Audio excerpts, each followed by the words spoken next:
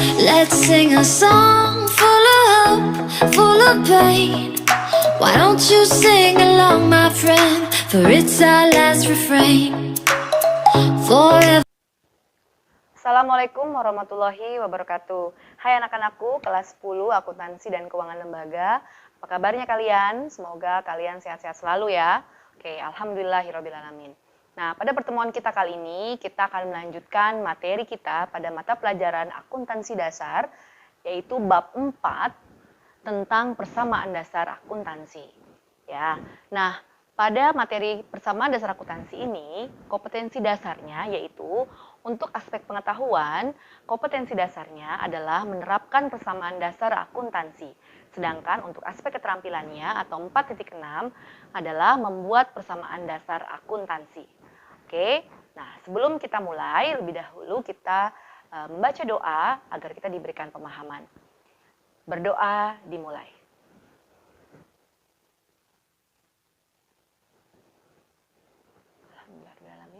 Berdoa selesai.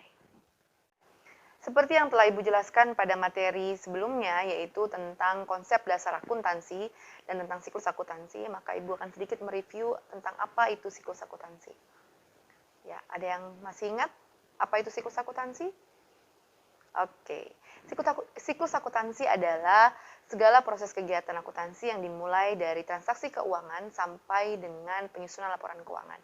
Nah, dalam siklus akuntansi ada 3 tahapan utama, yaitu yang pertama adalah tahap pencatatan atau recording, yang kedua adalah tahap pengisi saran atau summarizing, dan yang ketiga adalah tahap pelaporan atau reporting.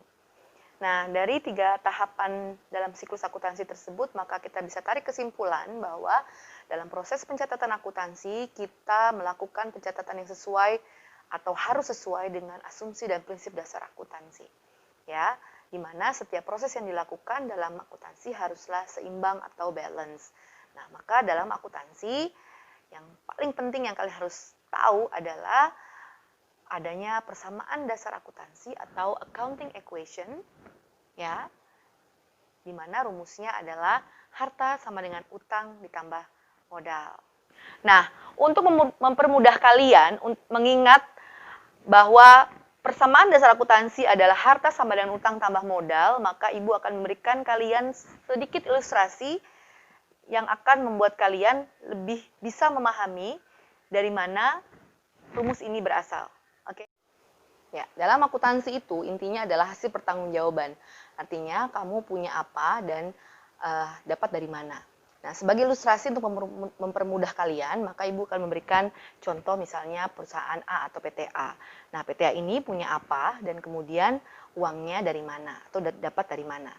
Nah, PTA itu memiliki sejumlah uang tunai sebesar 200 juta, kemudian dia memiliki kendaraan sebesar 450 juta, kemudian dia juga memiliki komputer sebesar 10 juta rupiah.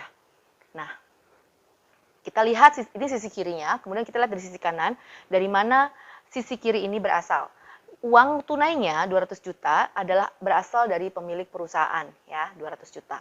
Kemudian kendaraan sebesar 450 juta itu asalnya adalah dari pemiliknya sebesar 150 juta sebagai DP misalnya, ya, uang awalnya, kemudian dia hutang sisanya, dia hutang ke dealer sebesar 300 juta. Kemudian yang komputer 10 juta ternyata didapatnya dari hutang ke toko komputer sebesar 10 juta. Nah, kalau kita jumlahkan sisi kanan dan sisi kiri, ya, ini akan sama dengan sisi kiri akan sama dengan sisi kanan, yaitu sebesar 660 juta rupiah, ya. Jadi ini ilustrasinya saja bahwa dalam pencatatan akuntansi sisi kiri dan sisi kanan harus sama, ya, atau kita sebut sebagai balance. Ya, kalau kita lihat sisi kiri dan sisi kanan sudah sama, yaitu 660 juta rupiah, berarti berhasil dipertanggungjawabkan, ya. Artinya sisi kiri dan sisi kanan sudah balance. Kemudian kita lihat di sisi kiri yang punya apa ini biasa kita sebut sebagai harta. karena yang ini adalah punya kita sendiri ya kan, punya perusahaan A, kita sebut sebagai harta. Kemudian yang di sebelah sisi kanan ya, hutang kepada pihak ketiga atau utang kepada pihak lain itu kita sebut sebagai utang. Ya. Dan kemudian yang uang berasal dari pemilik perusahaan kita sebut sebagai modal.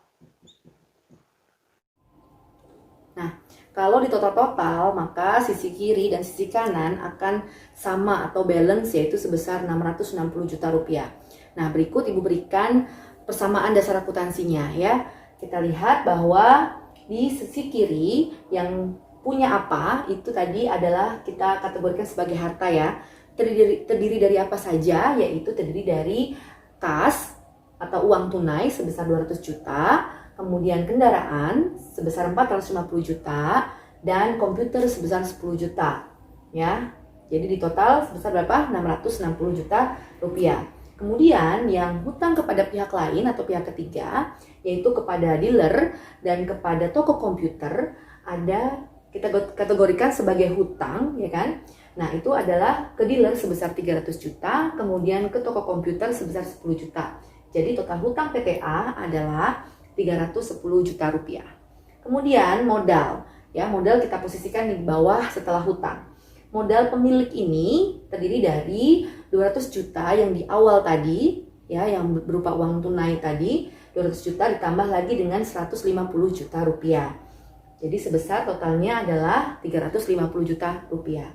Nah, kalau kita jumlahkan antara utang dengan modal, 310 ditambah 350 yaitu sebesar 660 juta rupiah. Jadi sisi kiri yang berupa harta akan sama 660 juta dengan di sisi kanan yang terdiri dari hutang dan modal yaitu 660 juta. Maka kalau kita buatkan persamaan dasar akuntansinya, harta sama dengan utang ditambah modal adalah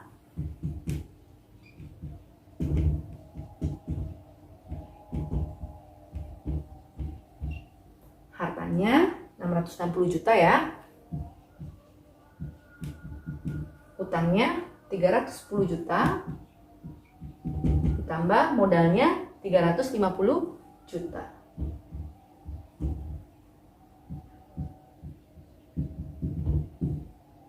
Ini tambah ini berapa? 660 juta rupiah. Balance ya. Oke. Nah, inilah hasil dari perhitungan kita bagaimana agar harta itu sama dengan utang tambah modal. Jadi persamaan dasar akuntansi harta sama dengan utang tambah modal sudah bisa kita jawab bagaimana terjadinya. Oke? Nah, sekian itu saja yang bisa Ibu sampaikan. Semoga kalian bisa memahami apa yang sudah Ibu jelaskan. Dan apabila ada pertanyaan, kalian bisa ajukan pertanyaan kalian ke WhatsApp group atau private chat langsung ke Ibu. Boleh juga. Dan sekian, sampai ketemu di materi kita selanjutnya. Bye-bye. Assalamualaikum warahmatullahi wabarakatuh. Let's sing a song full of hope, full of